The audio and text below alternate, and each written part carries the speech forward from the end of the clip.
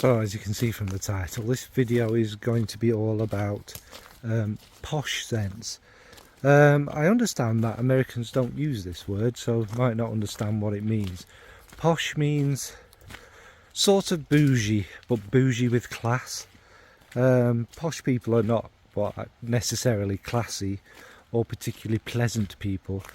It's also worth adding, in the UK, there's the ridiculous class system, but someone who is posh comes from a background of, what's the word? Maybe let's call it privilege and inbreeding. Well, maybe not. Well, yeah. It's someone who just comes from that background and has had everything given to them, generally speaking. So yeah, plums in their mouths. My name's Prince William and I have no personality. I'm the result of inbreeding. That kind of, and they'll probably be very good dressers. They'll carry themselves in a certain way. They'll buy all the most expensive stuff. Again, that doesn't give any sort of relation to class. Whereas bougie people tend to be fairly classless, don't they? Brash and what have you. It's a nonsensical word, but my point is, I suppose, is they're fragrances for feeling like you've got a bit of moolah. I don't like that word old money or any crap like that. It's just they're posh fragrances. They have that effect of adding a bit of perceived elegance to you or what have you. So that's all it is. Don't need to waffle. Let's crack on. So first up on this posh list is Straight to Heaven Extreme from Kilian. I think mine is a 2020 version. Whatever that means. It's just Estee Lauder cashing in on the old kind of limited editions. Now, I don't particularly get on overly well with the original Straight to Heaven. I really appreciate it, and it is a magical, elegant, classy scent. And I'd even go as far as saying, it is kind of the Kilian scent. It is the signature scent from them, if you like.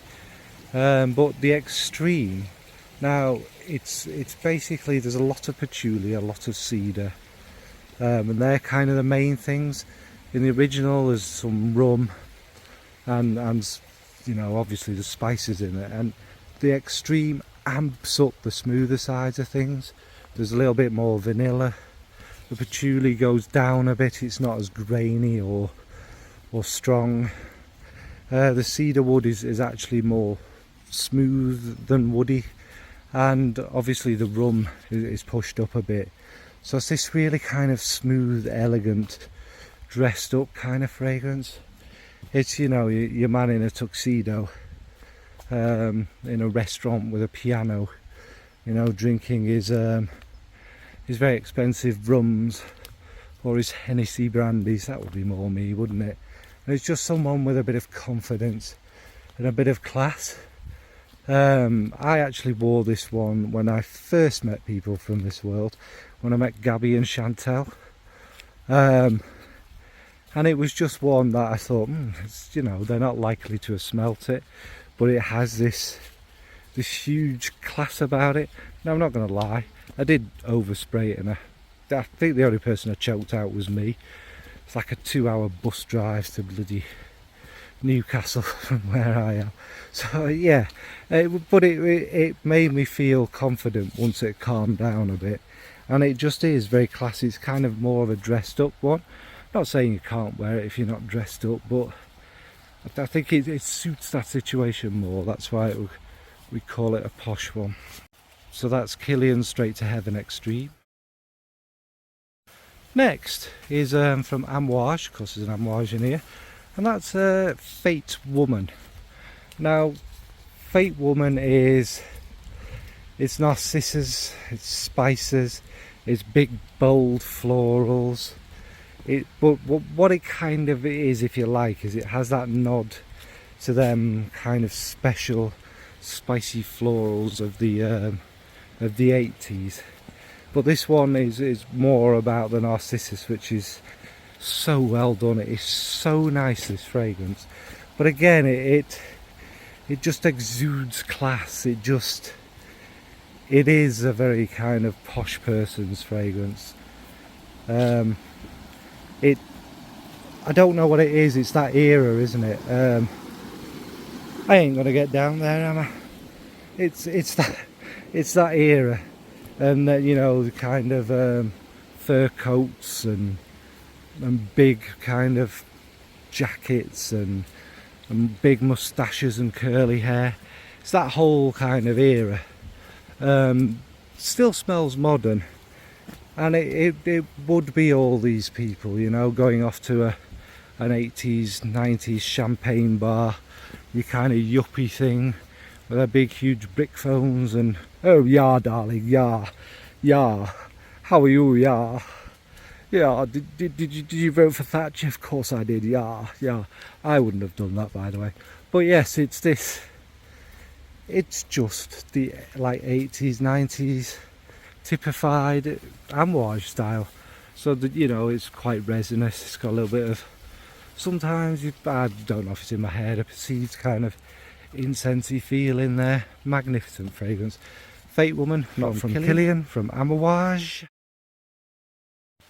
Next, this is a gifted one, by the way, and it's from Kajal, and it's Lamar.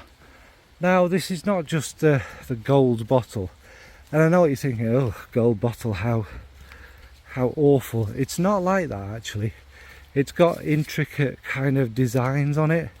I don't know if it's meant to look like some sort of palace, but it's got that kind of etched where you're looking through a window, and the kind of architecture. Maybe it's meant to be that. I don't know. But what does Lamar smell like? That's the important thing. So yeah, what does it smell of? It's like this dark kind of pineapple upside down cake, stewed in sugar, kind of delicious pineapple. Is there apple in this? I'm not sure, but it's basically, you know what I mean, that dark, beautiful, rich pineapple. There's rose in there, which kind of adds a lot of sumptuousness and a little bit of powderiness and some redness with the berries that are in there. And it's just it's like feasting off a table with a sultan. All these just juicy, ripe, heavenly fruits dripping down your mouth, and you know, and someone there to wipe your mouth with a little silk handkerchief. Yeah, there you go, sir. It's that kind of beautiful, pure class and elegance. And there's a kind of rich, woody amberiness in the base. It is magnificent. And pineapple, I don't know why, maybe it's because I'm British and Brexit, you know. These used to be considered the most exotic and magical of fruits, and it's much like that nowadays. It's very hard to buy a pineapple in a supermarket in the United Kingdom now. Again, Brexit. So it just adds that feeling of luxury, apart from that kind of beautifully delicate, almost embroidered golden bottle. Great one. So that's Lamar from Kajal. Next is oh, we all know this one, Dior Parfum.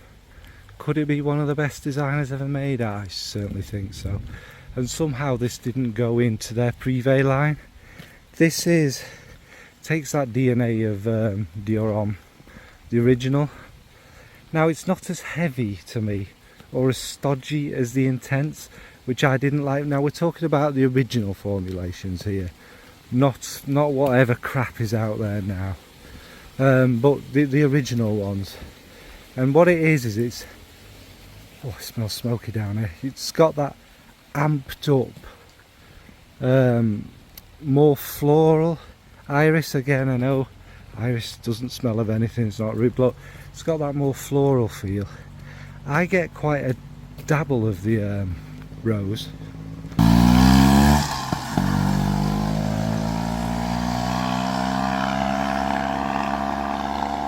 Yeah, alright then. So yeah, I get that dabble of the rose.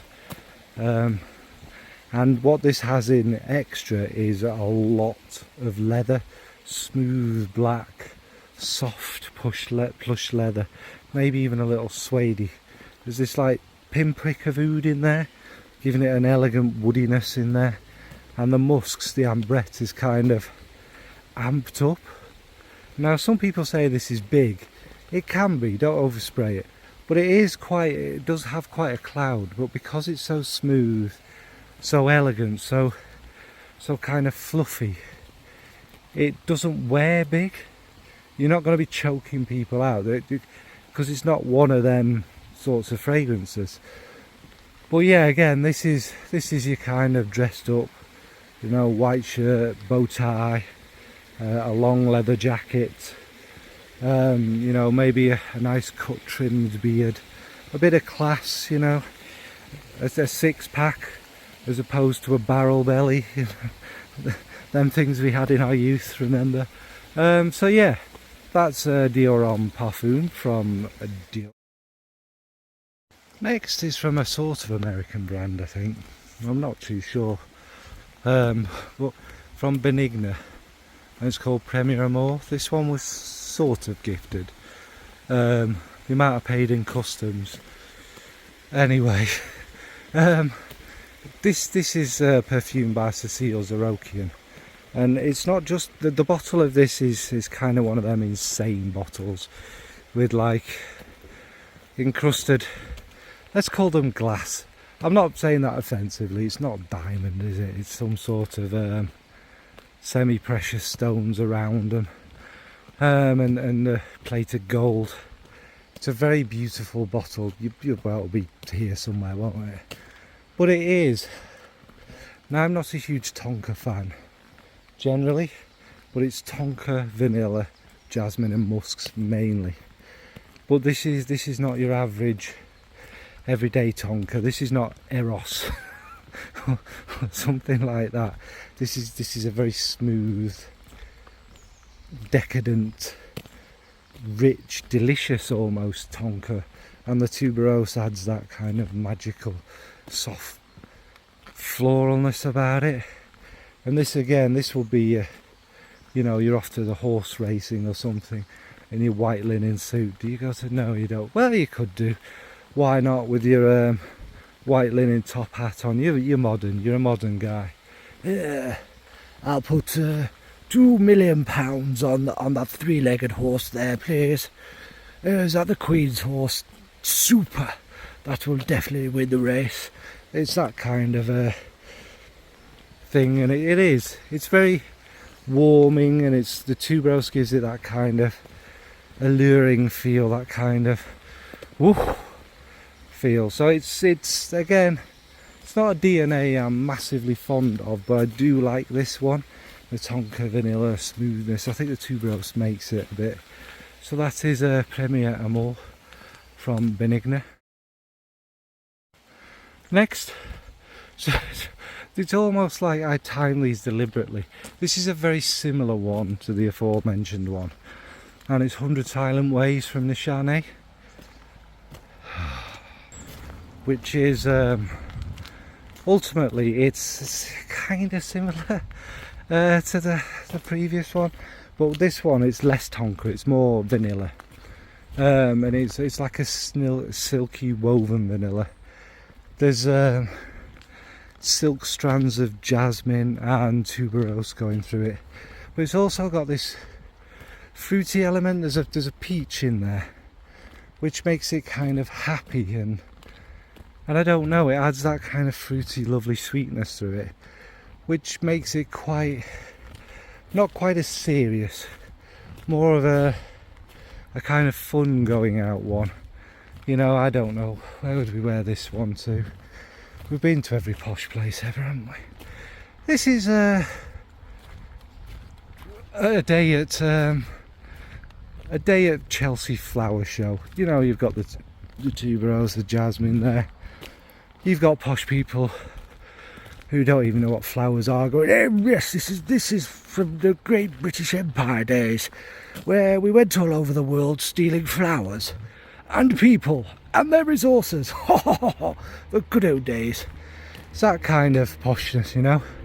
You'd want to be not overly dressed, or overly obnoxious and that, but it's a kind of, if you're looking around flowers and stuff, hopefully you'll get nice people who will appreciate a more kind of delicate fragrance. It also, to me, for no apparent reason, I don't really know why, has something about black opium about it, and I really like that kind of touch to it. So from Nishane is 100 Silent Way.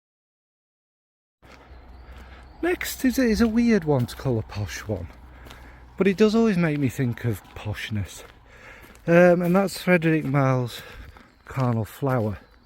Again, another tuberose. They're all these two, you know, I have themes that I'd never know about, don't I?